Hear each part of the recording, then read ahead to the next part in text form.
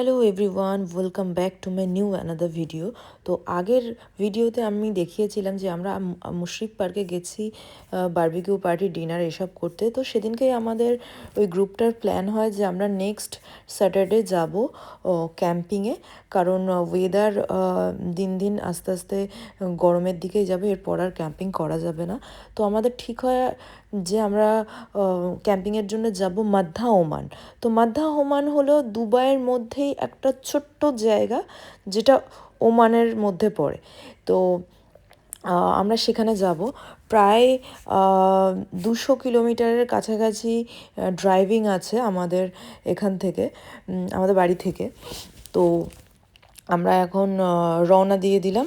আমরা এখান থেকে ফার্স্টে আমাদের এক বন্ধুর বাড়ি যাব, সেখান থেকে ওরা আর আমরা একসাথে কিন্তু রওনা দিচ্ছি। তো রাস্তাটাতে যখন আমরা যাচ্ছি তখন রাস্তাটা যে মানে কতটা বিউটিফুল ছিল সেটার কিছুটা ঝলক আমি তোমাদের যখন মানে দুবাইয়ের থেকে একটু ওই ওই দুবাই সিটিটা থেকে একটু বেরিয়ে যাব তখন আমি ডেফিনেটলি তোমরা দেখে বুঝতে পারবে।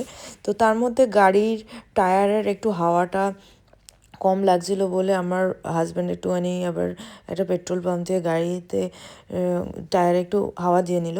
তো তার মধ্যে আমি তখন একটু নেমেছিলাম ওই পেট্রোল পাম্পে, নিয়ে আমার একটুখানি একটা কফি নিয়ে নিলাম আমি স্টারবাকস থেকে, হট চকলেট, যেটা আমার ভীষণ ফেভারিট। আমার বর বলে যে ওটা ওর বর্নভিটার মতো লাগে খেতে, বাট আমার খুব ভালো লাগে পার্সোনালি। তো দেখো অলরেডি কিন্তু আমরা শহর থেকে বেরিয়ে গেছি। এখন আমরা দেখতে পাচ্ছি desert and desert and desert.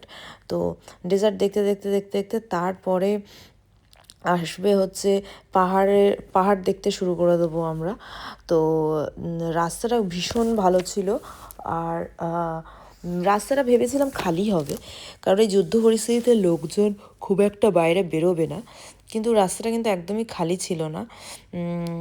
তো আমি আবারও পরে আর একটা পেট্রোল পাম্প থেকে আরও একটা কফি নিয়ে নিলাম। তো আমি বলেছি না আমি ভীষণ মানে চা কফি প্রেমী, এই চা কফি ছাড়া যেন আমার কেমন একটা পাগল পাগল লাগে। তো নিয়ে নিলাম আবারও আমি আবার একটা স্টারবাক্সের হট চকলেট। তো তখন একটুখানি মনে হয় কিছু কাজ ছিল একটা পেট্রোল পাম্পে, আমি জানি না কী কাজ, আমি এসব কোনো দিন জিজ্ঞেসও করি না। তো আমরা কিন্তু মোটামুটি আমাদের লোকেশনের অনেকটা কাছাকাছি চলে এসেছি, আর আমাদের বন্ধুবান্ধবরাও কিন্তু আমাদের আশেপাশেই সামনে পিছনে গাড়িতে আছে। তো দেখো এটা কিন্তু একটা পাহাড় কেটে এরকম টানেল বানানো হয়েছে, যে টানেলের মধ্যে দিয়ে আমরা যাচ্ছি। কতটা লম্বা দেখতে পাচ্ছ পাহাড়টা। তো আর টানেলের মধ্যে কত সুন্দর লাইট দেওয়া, এই জায়গাটা দিয়ে যাওয়ার সময় কিন্তু দারুণ লাগে। আর দেখো আমরা কিন্তু কোথায় চলে এলাম, মানে কোথা থেকে আমরা কোথায় চলে এলাম দেখতে পাচ্ছ।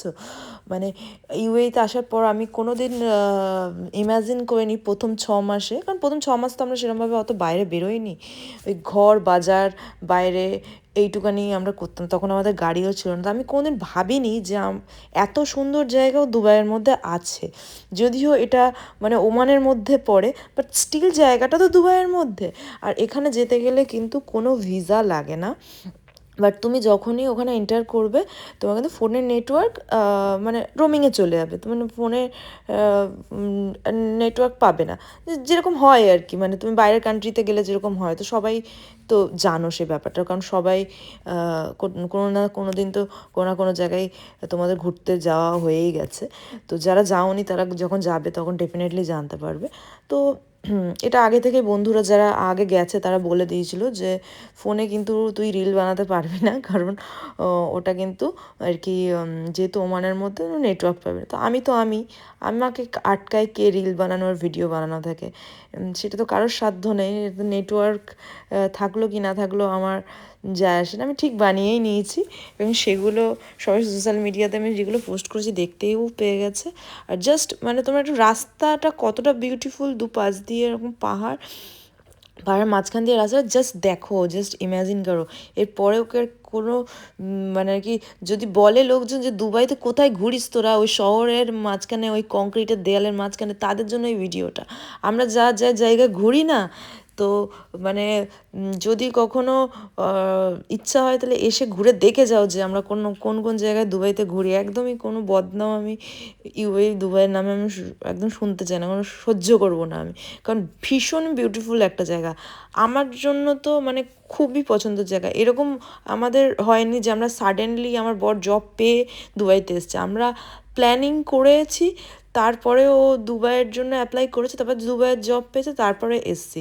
মানে এরকম নয় যে আমরা বিভিন্ন জায়গায় বিভিন্ন জায়গায় ও ইন্টারভিউ দিয়েছিল, এরকম নয়। ও দুবাইয়ের আমাদের আসার ইচ্ছা ছিল, কারণ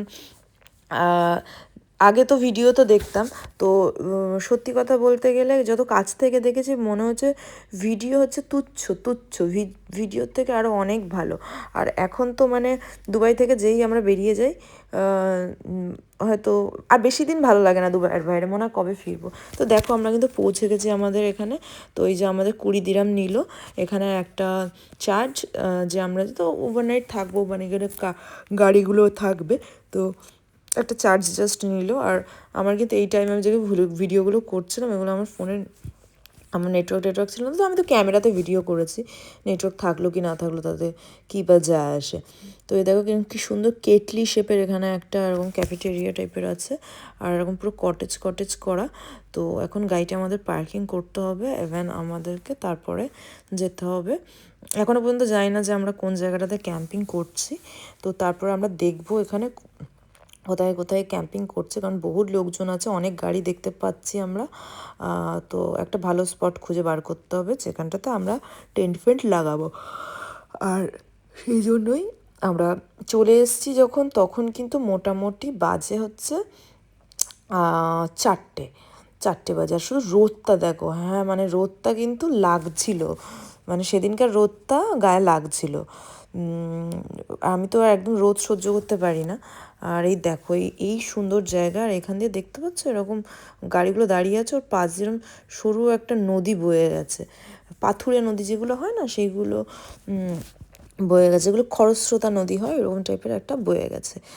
আর তার মধ্যে আমি কিন্তু এখন চলে যাচ্ছি যে আমাদের যে জায়গাটাতে আমরা ক্যাম্পিং করব সেই জায়গাটাতে কে দেখানোর জন্য। তার মধ্যে কিন্তু আমার দেখা হয়ে গেছে আমার বন্ধু নাঙ্কের সাথে। নাঙ্ক আমরা আসার একসাথেই আমরা আর নাঙ্ক একসাথেই মোটামুটি ঢুকেছি জায়গাটাতে। তো আমি এখন জাস্ট ঘুরে ঘুরে তোমাদেরকে একটু জায়গাটা দেখিয়ে দিচ্ছি কতটা বিউটিফুল। তো আমি যে জায়গাটা দাঁড়িয়ে আছি ওইখানেই আমরা টেন্ট লাগাবো, তো অলরেডি লাগিয়ে নিয়েছি টেন্ট। তো তার পরে এই যে নদী এরকম জায়গা তো আমরা খুব একটা সচরাচর দেখতে পাই না, তো জাস্ট ওইখান দিয়ে একটু পাথরের মধ্যে দিয়ে হেঁটে হেঁটে যাওয়ার চেষ্টা করছি আমি আর আমার বর, কারণ আমার বন্ধুরা সব ওইদিকে একটা এরকম ওয়াটারফল টাইপের আছে, সেখানে সবাই স্নান করছে। আর আমি এই জন্যই করতে পারলাম না, কারণ আমি সুইমিং কস্টিউম আনিনি, আর আমি একটাই ড্রেস এনেছি, এই জন্য আমরা স্নান করতে পারলাম না। নেক্সট টাইম যখন যাব এই ভুল আমি আর করবো না। দেখো পুরো বাংলা স্টাইল, একদম হাতে জুতো নিয়ে, যে যা ভাবছে আমার তাতে কিছু যায় আসে না, পুরো হাতে জুতো নিয়ে একদম পুরো বাংলা স্টাইলে কিন্তু যাচ্ছি। একটুখানি কিন্তু পা স্লিপ হয়ে গেলেই জলের মধ্যে ধপাস, সেটা আমি চাইছি না।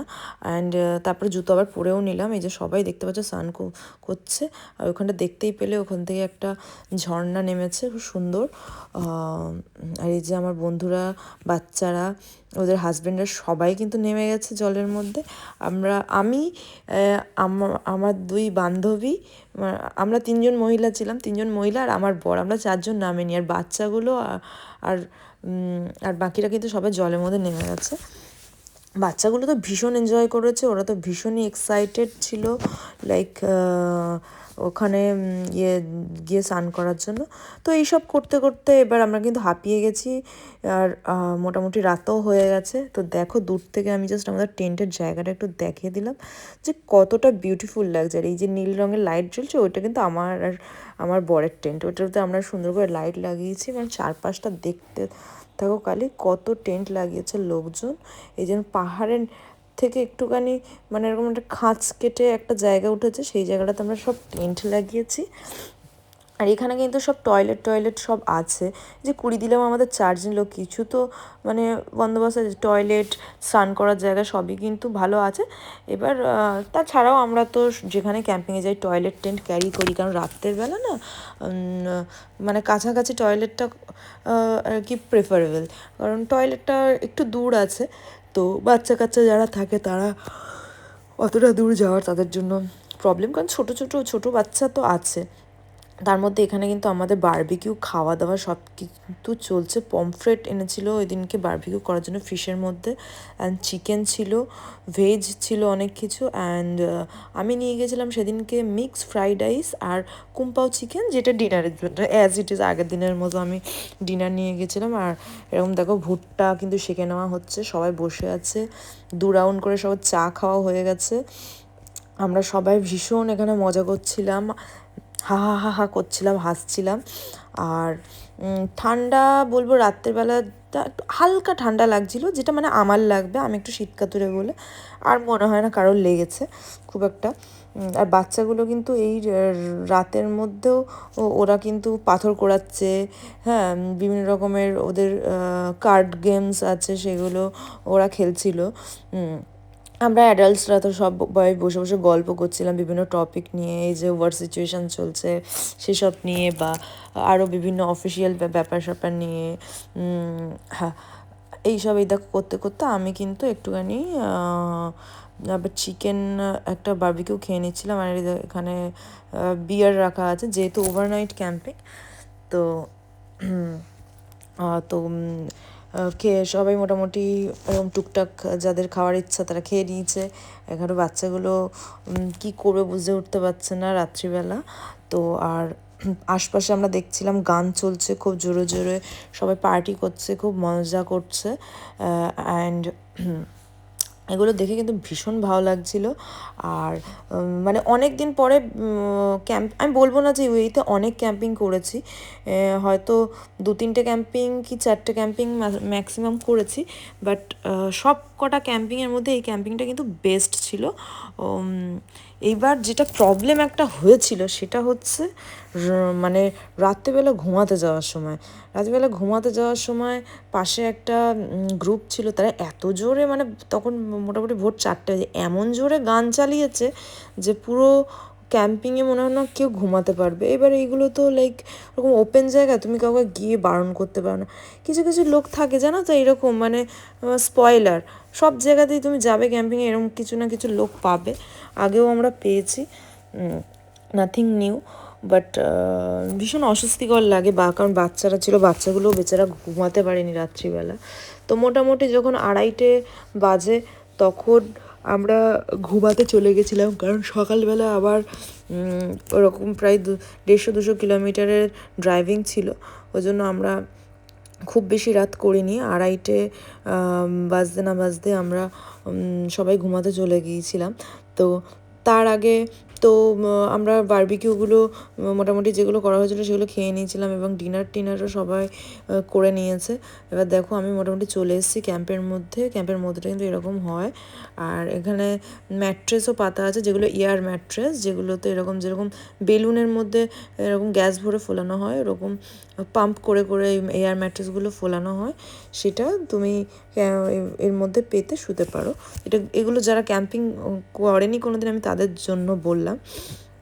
তো ফার্স্ট টাইম যখন আমি ক্যাম্পিংয়ে এসেছিলাম ভীষণ ভালো লেগেছিলো, ভীষণ মানে একটা অন্যরকম একটা মানে এক্সপিরিয়েন্স হয়েছিল। তো তারপর থেকে অলওয়েজ আই লাভ ক্যাম্পিং, আর ভালো লাগে, সবাই মিলে একসাথে খাওয়া দাওয়া হয়, আড্ডা হয়।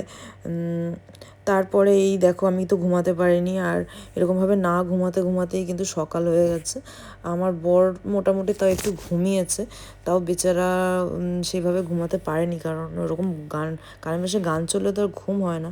আর এই যে দেখো সকাল হয়ে গেছে, আর না একটু না সেদিনকে গরম লেগেছে আমাদের, আর আমাদের দুজনের না অভ্যাস, আমরা একদম গরমের মধ্যে ঘুমাতে পারি না।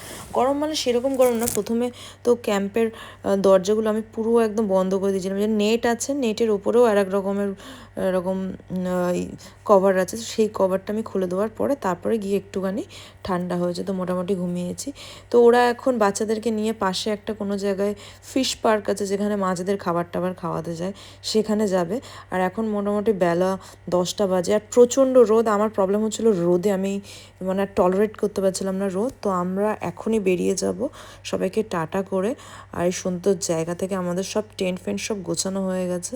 এই আমাদের মোটামুটি গাড়ি দেখো, আমাদের গাড়ির কাছাকাছি আমরা চলেও এসেছি, গাড়িতে উঠে যাব। তো চলো, যদি ভালো লেগে থাকে ক্যাম্পিংয়ের ভিডিওটা, তাহলে ভিডিওটাকে দেখে লাইক কমেন্ট সাবস্ক্রাইব করে দিও। আবার কিন্তু তোমাদের সাথে এরকম ভালো ভালো ভিডিও নিয়ে আবার আমি চলে আসবো। তো টাটা, বাই বাই সবাইকে। সবাই ভীষণ ভালো থেকো, ভীষণ আনন্দে থেকো। আবার দেখা হবে নতুন কোনো একটা ভিডিওতে। আজকের মতো টাটা, সবাই ভালো থেকো, টাটা।